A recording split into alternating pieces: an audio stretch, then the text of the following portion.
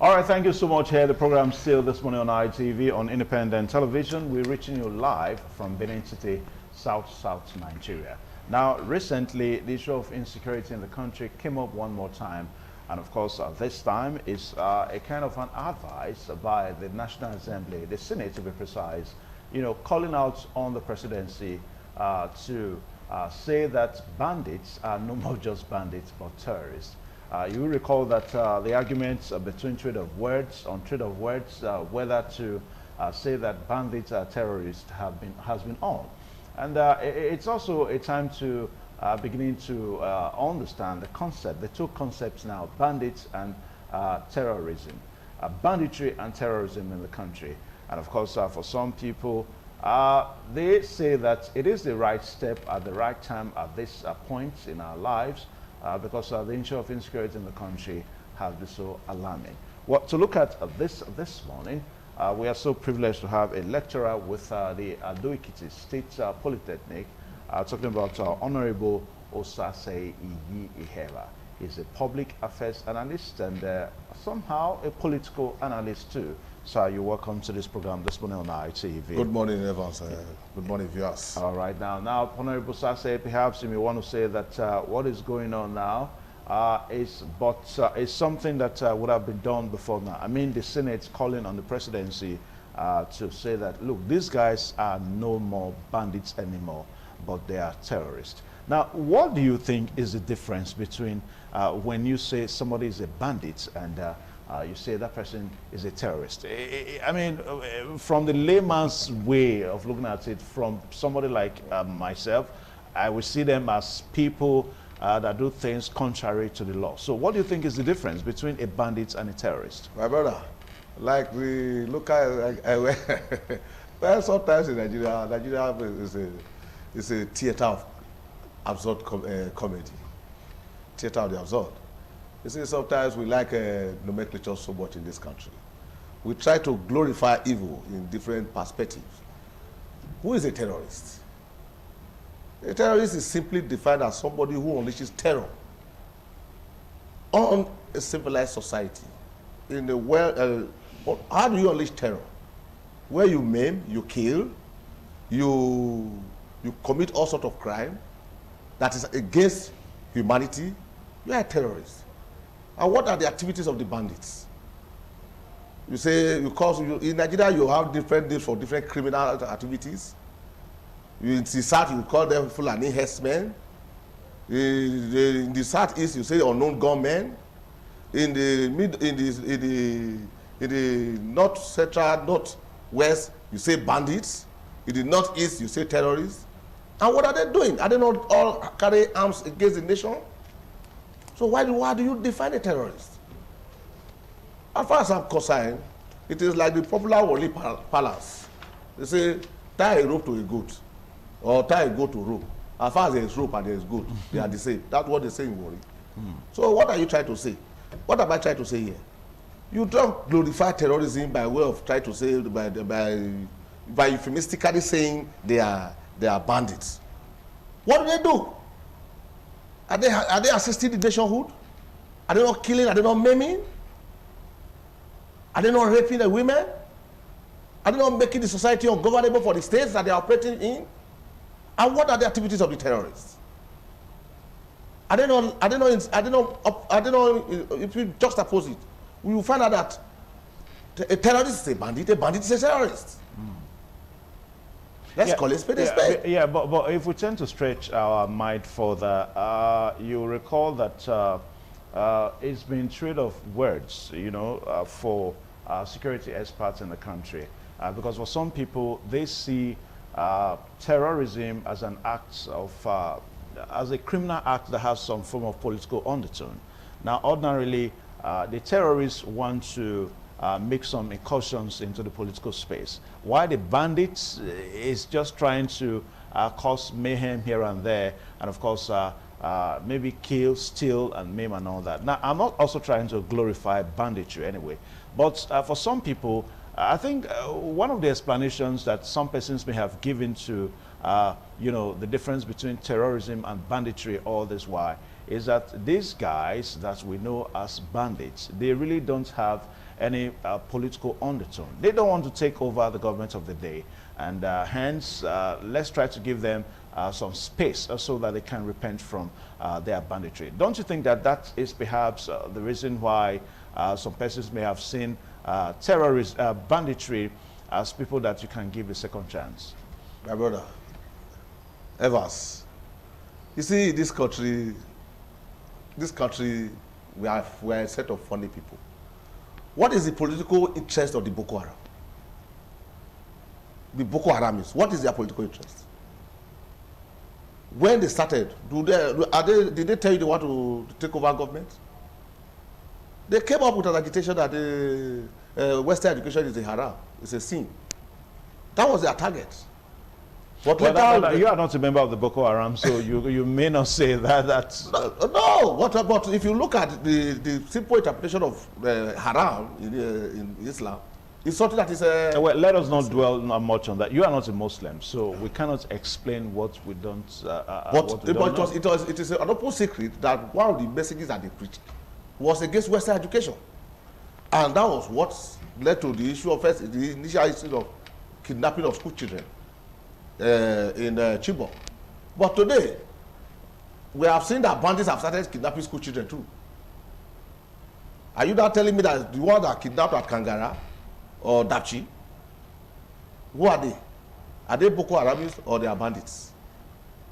So you find out that whether you say why will people will kill, the constitution of Nigeria says that every citizen have a right to life, and that is why it is a criminal act for you to take another person's life. And when you take it in such a gruesome way, it is charged as a murder, and the state have a right to give you to file a murder charge against you. Are you not telling me that those that they have killed don't have a right to live, and because they have, after killing and maiming innocent citizens, you say you should give them a second thought? Then it's as good as going to the Kirikiri prison or the Edo prison and giving all the criminals, all the armed robbers that are facing murder charges on a second thought. If you ask the armed robbers or the awaiting detention, they will tell you that if you give them a second chance, they will repent. But if you do the crime, you must do the charge. That is what the law says. Now, there seems to be a kind of a deep concern from people because it was actually the Senate President Ahmed Lawan that is spearheading this request to the presidency now that the presidency should declare bandits as terrorists. And of course, one of the requests also made by Ahmed Lawan is to name those that are said to be members of some of these terrorism acts, so to say. And there are beliefs that some of these members are members of this administration in the judiciary and of course in the legislature. Now, whose onus do you think it is to actually fish out these people? We have some persons have also said that these people are also part of the National Assembly. Is it the presidency that we name those that are sponsoring banditry and terrorism in the National Assembly? My brother, what is the first constitutional responsibility of Mr. President? On the constitutional responsibility, the oath he swore, is not to protect life and property of Nigerian citizens. And if the responsibility lies on him to protect Nigerian citizens, the honors also lie on the presidency to nip in the bud every act that will go against the life and citizens of Nigerian citizens. And therefore, we don't beat around the words. I know that the security information in the hands of Mr. President, he controls all the security paraphernalia of this country. And therefore, on a daily basis, I have been in governments. I know that on a daily basis, even at the local government level, there are security informations that are being released to the chief executive to work on. And so, who is supposed to name them? Is it the legislature or the governors? They have this information in their hands. Recently, if you listen to the Mr. President's speech, independence speech, He made an effort to say that they are aware that some National Assembly members are sponsoring Kanu and Sunday Igboho. If you have such information, why would you not have the information on who is sponsoring banditry and terrorism?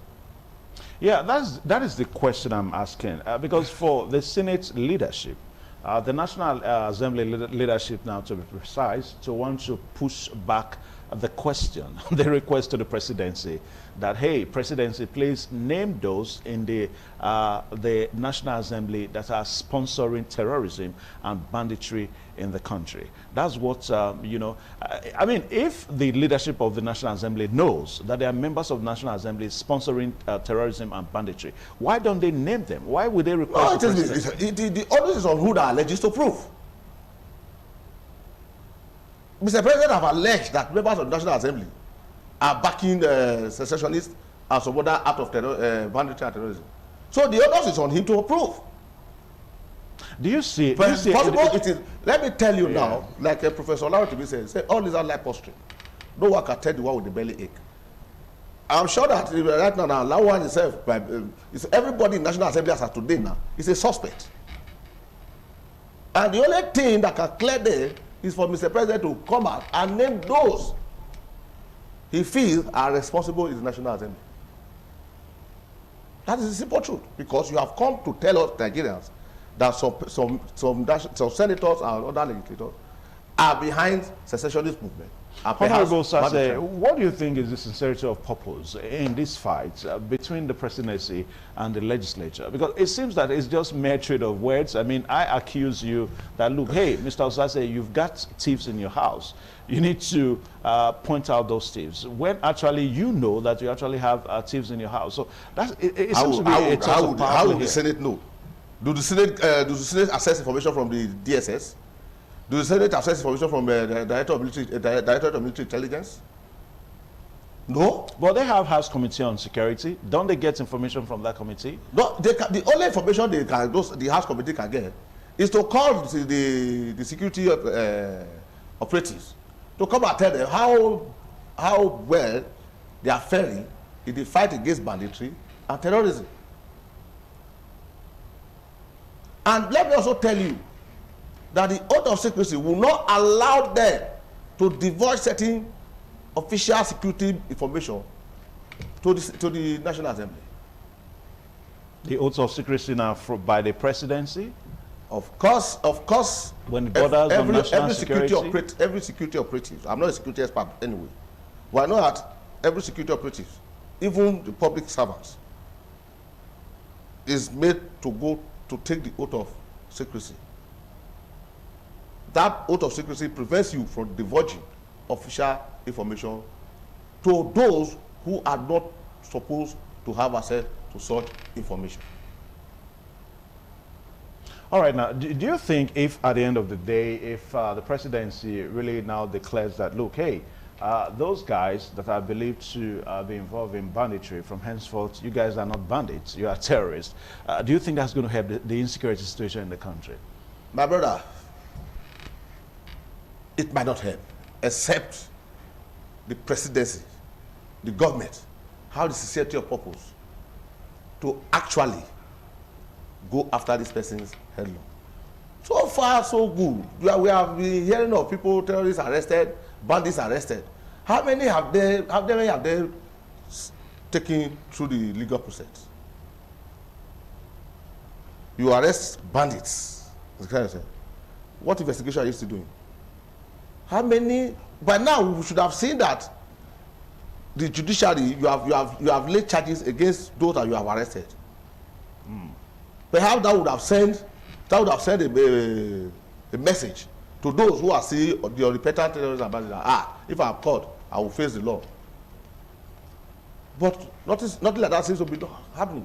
When the federal government went to declare IPOB terrorist group, as I thought they declare IPOB terrorist group, we have not seen, the unknown government have not emerged. They were only agitating. So if it doesn't take you long to declare IPOB a terrorist group, why is it taking you so long to declare bandits terrorists? Are you blaming, are you saying that it wasn't right after all for federal government to suggest that IPOP and other sister groups that they are into terrorism? No, I am not in the position to say whether IPOP is a terrorist or not a group or not a terrorist group. The federal government have access to privileged information, like I've ever said. It is possible that it is the information within them that made them to declare IPOP terrorists. It is not in a position to dabble into that. But what I'm saying is that if IPOP, as I thought they were declared terrorists, you must have had privileged information that made you to declare IPOP terrorists. And Nigerians are seeing the activities of these people. I think it is long overdue for the federal government to declare bandits terrorists. I think the Senate is just waking up, maybe because the Senate is now reacting because the presidency have attacked some members of the Senate. That is why they are now coming up. That it is high time you declare people terrorists. Of course, you know that there's no place in the Northwest and North Central that is safe. All right, now what we are going to do here now, terrorist, we're going to see for the sake of emphasis now, let's check the dictionary meaning. Perhaps that will help us more so that we get more clarification into what we are looking at this morning. Now, from the dictionary I've got before me here from Merriam-Webster, it shows that a bandit is actually a robber, especially a member of a gang, somebody who takes unfair advantage of others, as a merchant who overcharges, and also somebody that cheats and swindles. That's one definition of a bandit on one side. Now, let's check the definition for the terrorists. Let's see the definition for the terrorists so that we should begin to see who is who now. Let's see. Let's just see now. So we see the two different meaning. Now, from what we have here, we have the definition of a terrorist, that's somebody who wants to take over the government of the day through acts of terrorism. So you can see that one seems to, I'm not a lawyer anyway, but you can see that one seems to be more, one is milder, so to say, than the other. So going back to the responsibility of the government of the day, anywhere in the world, the government of the day has the responsibility to ensure that they ensure cohesion.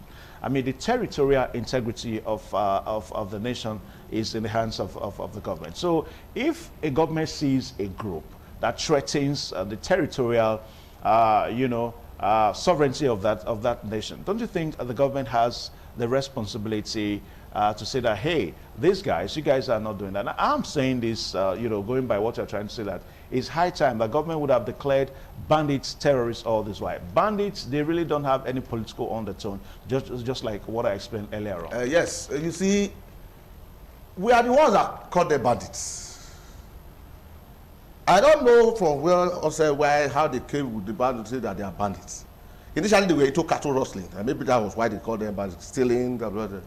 But I tell you today, their action today, I believe that members of Boko Haram have infiltrated the so-called bandits and are now operating pari passu. Because why would you go into your own community, burn down a community, kill, maim? Is it for the purpose of extorting? Look, a whole village was raised in Southern Kaduna. Was that for the purpose of extortion?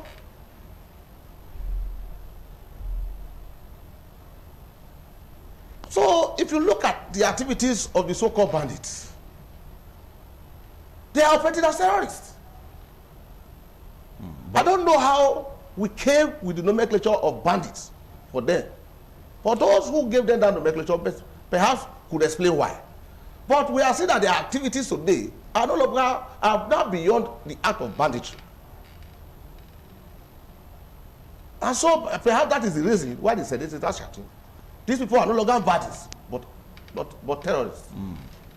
All right, now perhaps one of the greatest problem that the federal government has too is the one that has to do with the invasion of other nationalities into the country, because the federal government is trying to salvage the situation back home, and of course the issue of people invading into the country from neighboring countries, allegations that some Malians, some Nigerians come into the country and, of course, they perpetrate the acts of terrorism and banditry as well. Now, for some people, they say that the federal government ought to work on the territorial security first, the security around the borders, before coming inwards to say that, hey, these groups are not terrorists, these groups are bandits and all that. What's your take on that?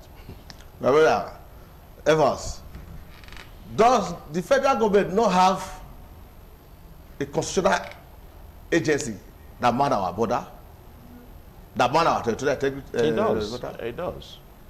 Then, how come, my brother? If you move here now, you say you are going to neighboring Republic of Benin, you cannot easily have access without necessary travel documents. How come Malians are having access? If governmental agencies are not compromised, these are not things the government should say. It means that you have not been able to overhaul your agency. We have migrations that man our borders between these neighboring countries. If they are not compromised, how come those people come into the country? Then the federal government should wake up and overhaul the immigration. And cutting the news over in our border. It's not for you to come and tell us that foreigners are coming. Whose responsibility is it to protect the territorial integrity of Nigeria? As far as I'm concerned, that's just a blame game. It's just a blame game theory. Okay. All right. So one more time, just like what we said earlier on. So when the federal government now declares that, look, bandits from henceforth are terrorists, you see that savaging the situation, because if somebody is called a terrorist, it shows that that person is an enemy to the nation, and the hands of the law will catch that person. So you show that when bandits are declared as terrorists, that will solve the situation. Well, if they declare them terrorists, one thing comes out. It means that the military can go all out to flush these people out. Of course, I must commend the operations of the military recently. When you say the military can, what do you think is the responsibility? The responsibility of the military as a security agency and other sister agent security agencies, are they kind of restricted in form of the way? Is that what you're trying to say? Evans, if you say bandits, it is not supposed to be within the confines of the military operations. But the police have been overwhelmed in this situation. Perhaps that's why they have brought in the military. Of course, we have seen air raid and ground attack on the bandits, smoking them out. In recent time now, I think the military have upped the game. The military is supposed to protect the territorial integrity of the nation. So what you're saying is that by against insurrection, yeah, either by way of a civil insurrection or what we might call intrusion by neighboring countries. That's the job of the military. Anyway, that's all time we permit us to take now. Still on the discussion segment this morning on ITV, and of course we are still expecting see what will happen within we'll see what will happen in the next few days, a few weeks, running into months, so that we can see how situation in the country will improve in terms of insecurity. A very big thank you to Honorable Sase Iyi Ehewa for finding time to come on the program.